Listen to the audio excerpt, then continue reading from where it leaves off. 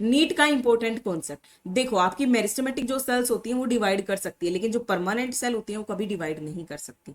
अब अगर meristematic cell के अंदर डिवीजन होके वो परमानेंट बन जाए, ठीक है, उसके अंदर डिफरेंशिएशन हो जाए, डिफरेंशिएशन का मतलब वो जो सेल्स हैं उनको अलग अलग डिफरेंट डिफरेंट काम मिल गया है, उनको एक स्पेसिफिक फंक्शन परफॉर्म करने के लिए कहा गया है। कुछ सेल पेरेन्काइमा की सेल बनाएंगी, कुछ जाइलम की सेल्स बनाएंगी, कुछ फ्लोएम की सेल्स बनाएंगी। अब फंक्शन मिल गया है तो जाइलम की सेल ट्रांसपोर्ट करने का काम करेंगी वाटर को, फ्लोएम की सेल फूड को ट्रांसपोर्ट करने का काम करेंगे, है ना।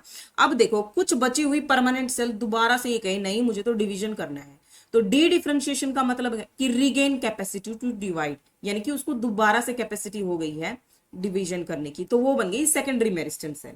तो सेकेंडरी मेरिस्टेम सेल किससे बनेगी? डी डिफरेंशिएशन से।